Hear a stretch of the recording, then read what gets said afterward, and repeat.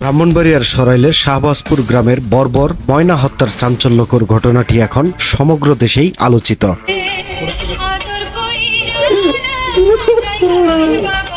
হত্যার ঘটনাকে ঘিরে নানা ধরনের তথ্য ঘুরপাক খাচ্ছে, তবে এবার উঠে এসেছে এক চাঞ্চল্যকর তথ্য, যে তথ্য বদলে দিতে পারে পুরো ঘটনার মোড়। ময়নার বাবা থাকতেন প্রবাসী। এদিক থেকে ময়নার মা তার চাচার সাথে পরকীয়ার সাথে জড়িয়ে গিয়েছে। যেদিন ময়না নিখোঁজ হয়ে গিয়েছিল ওই দিনের ঘটনা এখন বলছি। যে ময়নাকে তার মা এবং কি তার চাচা মিলেই দুনিয়া থেকে চির বিদায় করে দিয়েছে। আসলে প্রিয় দর্শক, আমরা কোনটা বিশ্বাস করব? অনেকেই বলতেছে যে চাচা এবং মা দুজনে এই খারাপ কাজ করতেছিল, এমন অবস্থায় এই ময়না মেয়েটি দেখে ফেলেছিল।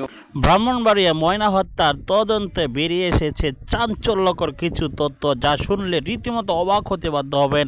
মসজিদের ইমাম সাহেব কি বলছে সেখানে বিস্তারিত এই ভিডিওতে দেখতে পারবেন। ময়না হত্যার নতুন তদন্তে তার চাচা এবং তার মা একেবারেই দোষী সাব্যস্ত হয়েছে। এই ভিডিওটি দেখলে নতুন করে কিছু জানতে পারবেন, তাই সকলের কাছে অনুরোধ করছি একদম না টেনে ভিডিওটি একটি লাইক করে শেষ পর্যন্ত দেখতে থাকুন।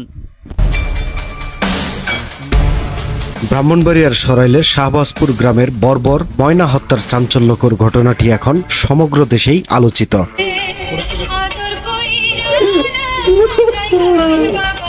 হত্যার ঘটনাকে ঘিরে নানা ধরনের তথ্য ঘুরপাক খাচ্ছে, তবে এবার উঠে এসেছে এক চাঞ্চল্যকর তথ্য, যে তথ্য বদলে দিতে পারে পুরো ঘটনার মোড়, খুলে দিতে পারে রহস্যের জট।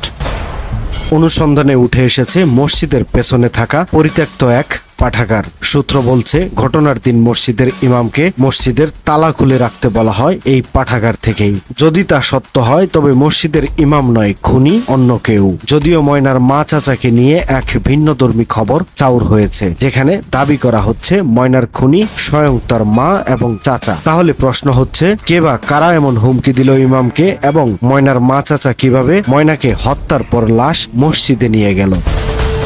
ঘটনার দিন মোহাম্মদ গাজী, রনি, জসিম এবং মোহাম্মদ আকাশ নামের আরো 4 জন গ্রেপ্তার হয়। মাদকের সংশ্লিষ্টতা থাকায় 151 ধারার চালানে তারা এখন জেলখানায়। জানা যায়, নিখোঁজের পরদিন ভোরবেলা রক্তাক্ত ও বিবস্ত্র অবস্থায় ময়নার লাশ মিলে হাবলিপাড়া মসজিদের 2য় তলায়। মসজিদের চাবি ছিল ইমাম মুয়াজ্জিনের কাছে। তালাবদ্ধ মসজিদের ভেতর কিভাবে প্রবেশ করেছে তাহলে পাষণ্ডরা? স্থানীয় ও একাধিক সূত্রে জানা যায়, আব্দুল মতিন খসরু স্মৃতি পাঠাগার পরিত্যক্ত ঘর হওয়ায় এবং আশপাশ নিরিবিলি হওয়ায় এই ঘরে একদল ছেলে দিনরাত মাদক সেবন করত। আকাশ নামের এক যুবক ওই দিন ইমামকে মসজিদের তালা দিলে খবর আছে বলে হুমকি দিয়েছিল। এতে ভয় পেয়েছিলেন ইমাম সাহেব। অবশ্য মসজিদের তালা না দেওয়ার ব্যাপারে ইমাম ও মুয়াজ্জিনের বক্তব্যেও ছিল ভিন্নতা। হত্যার ঘটনাকে ঘিরে নানা ধরনের তথ্য ঘুরপাক খাচ্ছে ওই গ্রাম থেকে শুরু করে সারা দেশে। এক ভিডিও বক্তব্যে ময়নার পিতা আব্দুর রাজ্জাক বলেছেন, খুনি হয়তো আমার আশেপাশেই রয়েছে। শিশু ময়নার কোনো শত্রু নেই, জমি জমা নিয়ে কোনো বিরোধ নেই, এমন সব যুক্তি সামনে এনে ময়না হত্যাকাণ্ডের পেছনে পরকীয়ার বিষয় থাকতে পারে বলে চাউর হচ্ছে ওই গ্রাম থেকেই। অবশ্য মূল বিষয় উদ্ঘাটনে পুলিশ বিভাগ সহ বিভিন্ন সংস্থার কাজ অব্যাহত রয়েছে।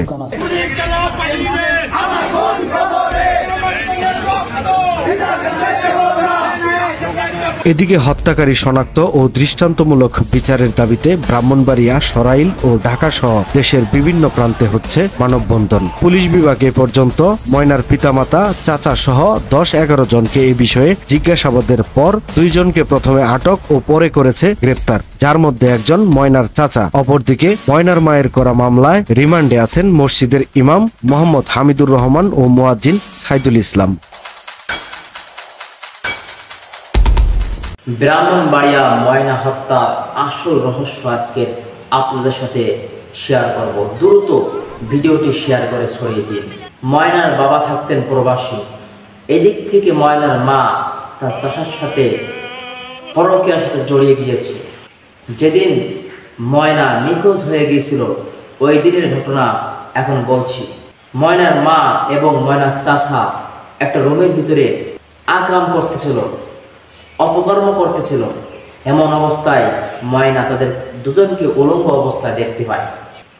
তখন ময়নার মা এটা ধামাচাপা দেওয়ার জন্য ওর চাচা এবং ওর মার সাথে যে অবৈধ সম্পর্ক প্রক্রিয়া যে আকাম করতেছিল এটা ধামাচাপা দেওয়ার জন্য, ঢেকে রাখার জন্য ময়নাকে অনেক হুমকি ধমকি দেয় এবং এমনকি ময়নাকে তার একটা কান কেটে ফেলে।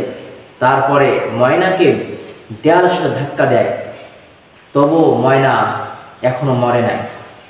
তারপরে ময়নার চাচা কি করে, একটা রড নিয়ে আসে, রডটা নিয়ে ময়নার লজ্জাস্থানের ভিতরে রডটা ঢুকাই দেয়। এমন অবস্থায় ময়না তার শেষ নিঃশ্বাস সেখানে ত্যাগ করে।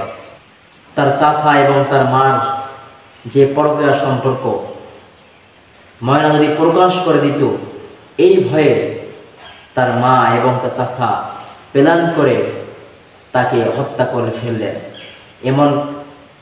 এখন কি করবে? এখন মসজিদের হুজুরকে ফাঁসানোর জন্য তারা ময়নাকে মসজিদের উপরে দ্বিতীয় তলায় রেখে আসে, একটি সত্যকে চাপা দেওয়ার জন্য। কিন্তু একটা কথা মনে রাখবেন, সত্য কোনো চাপা থাকে না, একদিন না একদিন সেটা বের হবে।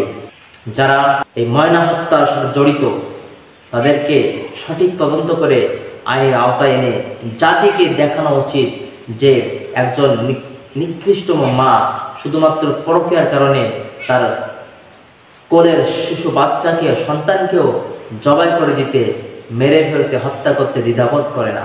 ময়নাও চেয়েছিল এই পৃথিবীতে বেঁচে থাকতে, কিন্তু তার জনমদুখিনী মা, যে মায়ের স্তনের দুধ খেয়ে সে বড় হয়েছে, সেই মা থেকে তাকে হত্যা করেছে। হায়রে দুনিয়া, এটাই হচ্ছে দুনিয়া। এই অধিকাংশ আমাদের সমাজে এই সংসার নষ্ট হচ্ছে শুধুমাত্র এইসব মহিলা নারীদের কারণে, যারা নাকি স্বামী থাকতেও সন্তান থাকতেও পরকীয়ার সাথে জড়িত। প্রিয় দর্শক, সম্পূর্ণ ভিডিওটি দেখলেন, বুঝতে পেরেছেন ভিডিওটি গুরুত্বপূর্ণ। ভিডিওটি সম্পূর্ণ দেখে বুঝতে পেরেছেন যে এর সাথে মূলত কারা জড়িত। ময়না হত্যা এটা আলোচনা ঘটনা, এমন ঘটনা পূর্বে আরও ঘটেছে আসিয়ার সাথে। আসিয়ার ঘটনাটি এখনও বিচার সম্পন্ন হয়নি। আসিয়ার বিচারটি যদি সম্পন্ন হতো তাহলে এমন ঘটনা আর আমাদের দেখতে হতো না। বর্তমানে এই ঘটনাটি যেমনি লজ্জার তেমনিভাবে বাংলাদেশকে অপমানিত করেছে এবং বাংলাদেশে মুসলমান রাষ্ট্র হিসাবে কলঙ্কিত করেছে। পৃথিবী জুড়ে এই দুটি ঘটনা বাংলাদেশকে একেবারে মান ইজ্জতের দিকেও ক্ষুণ্ণ করেছে। আমরা চাই না এরকম ঘটনা আর ঘটুক, আর সেজন্য আমাদের দরকার প্রত্যেকটি বিষয় তদন্ত করে দোষীদেরকে কঠিন থেকে কঠিন শাস্তি দেওয়া। আর কঠিন শাস্তি দিলেই পরবর্তীতে আর এরকম কাজ যারা করতে যাবে সাতবার ভাববে। আর আমরা চাই এমনটি যেন তাদেরকে শাস্তি দেওয়া হয়। দোষী যাদেরকে এখনও সাব্যস্ত করা হয়েছে তাদেরকে সর্বোচ্চ শাস্তি দেওয়া হয় এবং এর সাথে আরও যারা জড়িত আছে তাদেরকে যেন শাস্তি দেওয়া হয়। বর্তমানে আইন 90 দিনের মধ্যে শাস্তি দেবে বলেছে, কিন্তু এখনও শাস্তি হচ্ছে না। এই বিষয়ে আপনাদের মন্তব্য জানাবেন কমেন্ট বক্সে। প্রিয় দর্শক, আজকের মতো বিদায় নিচ্ছি, দেখা হবে পরবর্তী ভিডিওতে। সে পর্যন্ত ভালো থাকুন, সুস্থ থাকুন। আসসালামু আলাইকুম রহমতুল্লাহ।